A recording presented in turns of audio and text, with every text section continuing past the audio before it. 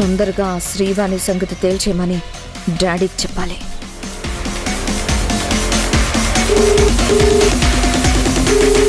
Hello, చెప్పమ్మా. Dad, ఆ శ్రీవాణి సంగతి తేల్చేయమని ఎన్నిసార్లు చెప్పాలి? దాని సంగతి నేను చూసుకుంటానని చెప్పాను కదమ్మా. నువ్వెందుకు టెన్షన్ పడతావు? నేను టెన్షన్ పడక ఇంకెవరు టెన్షన్ పడతారు డాడ్?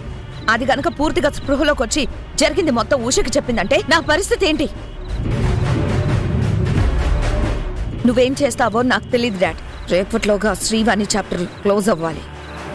సరే అమ్మా, ఈ రోజు ఆ డాక్టర్ శ్రీవాణికి ముహూర్తం పెడతాను. Okay dad.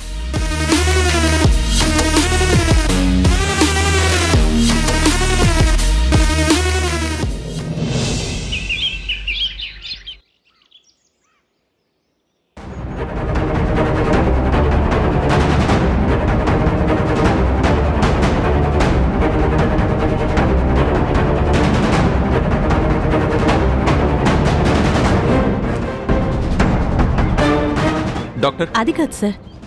నమస్తే సార్. నమస్తే. అసలు ఏం జరిగిందో చెప్పండి. మా నర్సు ఇంజెక్షన్ ఇవ్వడం కోసం ఐసీయూలో ఉన్న శ్రీవాణి బెడ్ దగ్గరికి వెళ్లేసరికి తను బెడ్ మీద లేదు సార్. అవును సార్, హాస్పిటల్ అంతా వెతికాం, ఎక్కడా కనిపించలేదు. బెడ్ మీద ఉండాల్సిన పేషెంట్ సడన్ గా ఎలా మాయమైంది? అదే నాకు అర్థం కావడం లేదు సార్. బహుశా తనంతట తానే ఎక్కడికైనా వెళ్లిపోయిందేమో అనిపిస్తుంది. ఎలా వెళ్తుందండి? మా సిస్టర్ పేషెంట్ మాత్రమే కాదు, డాక్టర్ కూడా. తన కండిషన్ ఏంటో తనకు పూర్తిగా తెలుసు. తెలిసి కూడా అలా ఐసీయూ నుంచి ఎలా వెళ్ళిపోతుంది?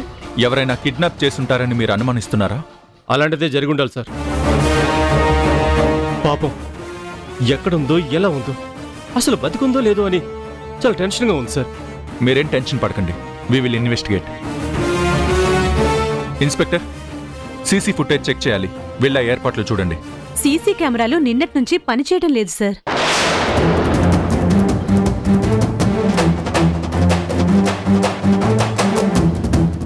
పని చేయడం లేదా, లేదా పని చేయకుండా చేశారా?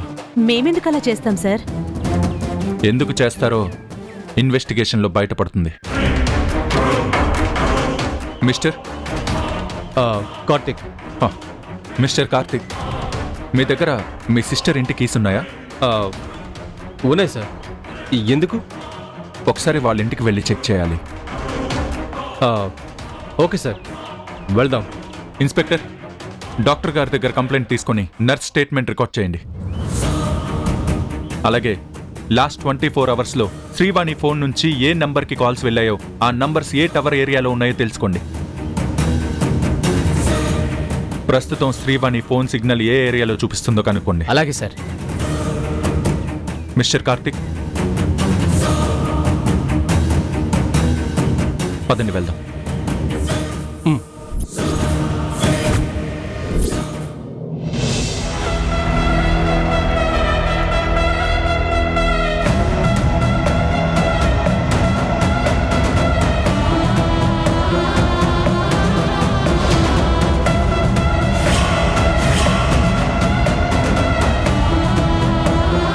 పల్లవి, అసలు ఏంటిదంతా? కిరణ్ గారు, అయిపోయింది. మొత్తం జరగాల్సిందంతా జరిగిపోయింది. నేను మీరు కలిసిన ప్రతి మూమెంట్ ని చాలా వల్గర్ గా సోషల్ మీడియాలో వైరల్ చేశారు. నాకేమీ తోచడం లేదు, ఏం చెయ్యాలో అర్థం కావడం లేదు. పల్లవి, ప్లీజ్ కామ్ డౌన్. ఎలా కిరణ్ గారు, ఇంత జరిగాక ఎలా కామ్ గా ఉండమంటారు? చూడు, నువ్వెంత ఫీల్ అవుతున్నావో నేను కూడా అదే సిచ్యువేషన్లో ఉన్నాను. అయినా ఇదంతా ఎవరు చేస్తుంటారు? నాకెలా తెలుస్తుందండి? మేబీ మ్యూజిక్ ఫీల్డ్ లో మన ఎనిమిస్ ఉన్నారు కదా, వాళ్ళే మన సక్సెస్ చూసి ఓర్వలేక ఇదంతా చేస్తుంటారు. ఉదయం నుంచి ఈ ఫోటో చూసిన వాళ్ళు ఎంతమంది నాకు ఫోన్ చేశారో, ఎన్ని రకాలుగా నన్ను అడుగుతున్నారో, ఏం చెప్పాలో తెలియక పిచ్చెక్కిపోతుంది నాకు.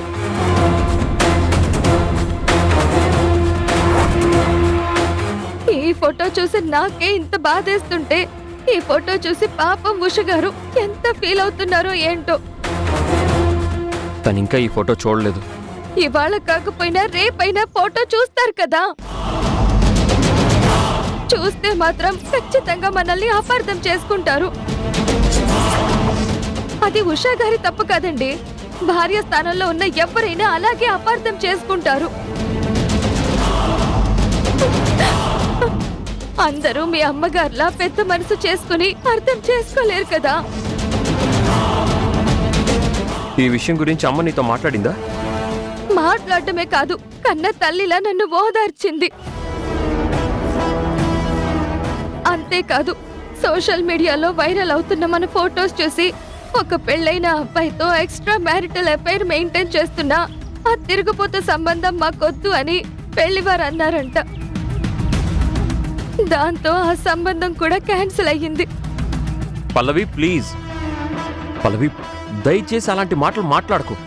ఆ మాటలు అంటుంది నేను కాదండి, సొసైటీ. ఆ ఫోటోస్ చూసి మన మధ్య ఉన్న సంబంధాన్ని సొసైటీ అలానే చూస్తుంది, అలానే మాట్లాడుతుంది. అంతా నా కర్మండి, నా కర్మ.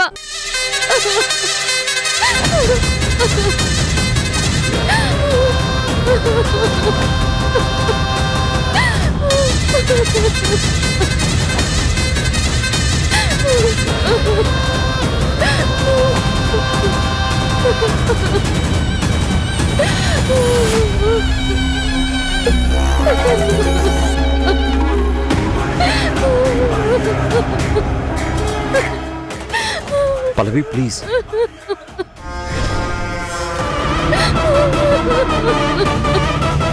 పల్లవి ప్లీజ్ ఏడవకు.